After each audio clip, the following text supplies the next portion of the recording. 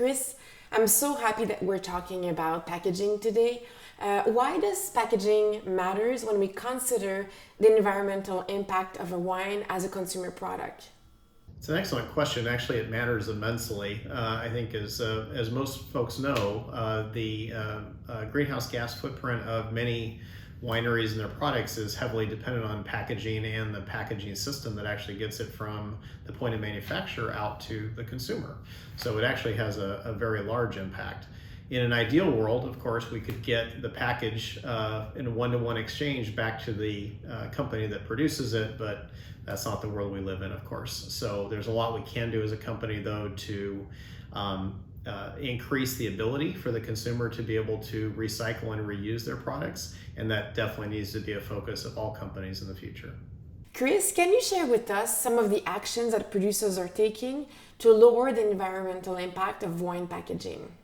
Lightweighting of bottles continues to be one of the most important strategies that we see a lot of companies engaging in. I expect that to continue long into the future. And as you know, for those that are packaging in glass, glass is an infinitely recyclable product for us. So as much as we can encourage the recovery and reuse of that glass, that's going to have the biggest single impact on packaging, at least for the glass bottles.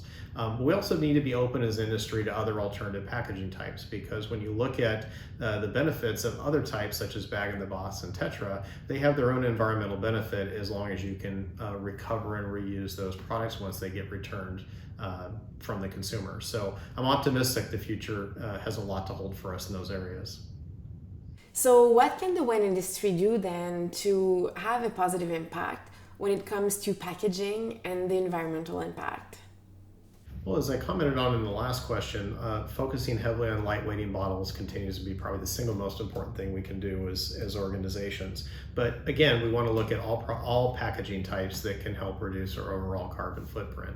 But also let me comment that it's equally as important to try and bottle or package as close to the consumer use as possible, because as we look at the transportation component of greenhouse gas footprint for most organizations, that transportation piece has a very big impact on our overall footprint. So as close as we can get the manufacturer to the bottling to the consumer, that ultimately will benefit everybody involved.